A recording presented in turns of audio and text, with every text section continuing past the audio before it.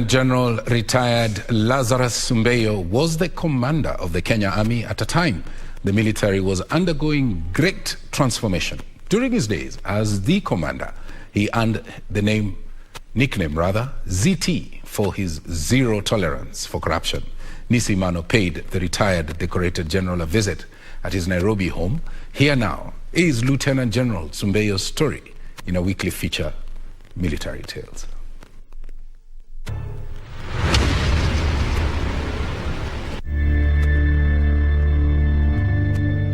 40 years are gone by since the 1982 aborted coup that had targeted to overthrow President Moi from office. Lieutenant General Lazarus Sumbeiywo and his late brother Elijah Sumbeiywo, then the presidential escort commander, played a critical role in securing President Moi and quelling the attempted coup. In 1982, I was posted to the Air Force. I was then at the rank of major. I was promoted to a lieutenant colonel and was in charge of personnel. Before cockcrow on the fateful August 1st, General Lazarus received a call from his late brother Elijah Sumbeiywo, who was then the presidential escort commander. So at 5 o'clock in the morning, he rang. And you know, that time there were no mobiles. We were using telephone. So I picked the phone and he said, "Are you still sleeping?" I said, "Yes, I'm still sleeping." He says, "No, don't sleep. The government has gone." I said, "Gone with who?" General Lazarus then took off for State House immediately, together with 6 armed military soldiers. I went to Cabernet, to the State House first, and then to Kabarak. And at Kabarak, I found Mzee very agitated. When he got there, he immediately asked to communicate with the police headquarters, a thing that did not happen. They say Nanyuki is not friendly. So I told Mzee, let's get out of this house. We can be bombed. He said, "No, I will die in my house." Mzee Moi refused to leave his State House aboard, but eventually convincing and relocating the president in 3 civilian cars with presidential escorts armed to the tooth.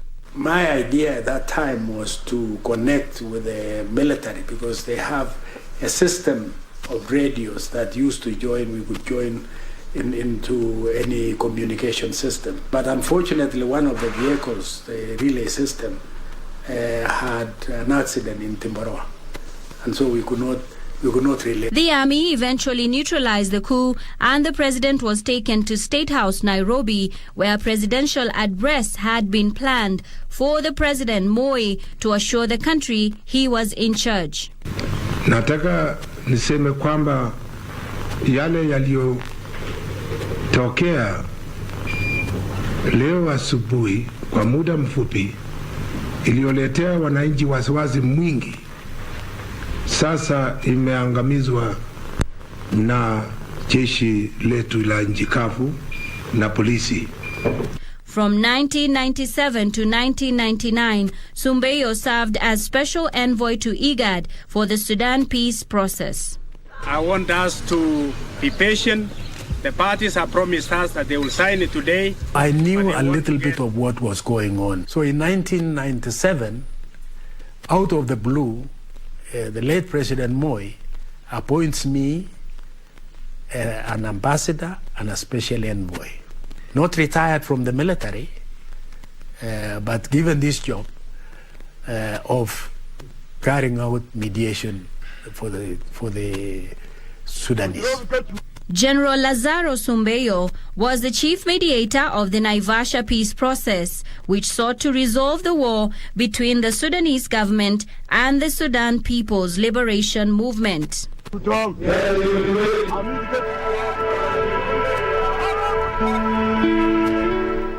In July 2002, he led the warring parties into signing the Machakos Protocol, a groundbreaking agreement on the difficult issues of self-determination for the South and separation of religion and state. Put in a lot of nights without sleep and going to lengths to ensure that the people of that country got peace. Lieutenant General Retired Sumbeiywo joined the Kenya Army in 1967 as a cadet officer. My father had always wanted one of his sons to be in the army. Because my father himself was in the army in 1922 to 1934. And he wanted a son to feel how the army is. Sumbeiywo attended the prestigious Royal Military Academy Sandhurst and rose through the ranks to become the commander of the Kenya Army in 2000. In 1999, I went to do my master's in international relations in Royal College of Defense Studies. When I came back to the army, I found a very different army, an army that had already deteriorated in discipline. They had lost touch with training, and so I had to think of how to revive this army. At the time of his appointment, the armed forces was in the flux of changes initiated by the then Chief of General Forces, General Daudi Tonje. By the time I left the army, it had trained. The army had proper equipment, had proper uniforms, and that's what the soldier is. And discipline had returned. In addition to purpose and confidence, Sumbeiywo brought another critical factor with him as army commander. He brought the army back to basics. Soldiers were in tatters. The uniform they were wearing were torn and of low quality. And the boots were wearing were coming off, the heels were coming off. So nobody was serious about proper equipment. Lieutenant General Sumbeiywo was, in addition to being feared, deeply respected. Hence, he was referred to as ZT or Zulu Tango, meaning zero tolerance.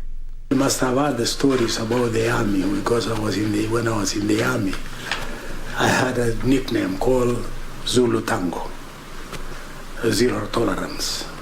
Officers in the army can attest that I think I made a difference. There was reform, total reform in the army. Reporting for KBC from Lavington in Nairobi County, I'm Nisi Imano.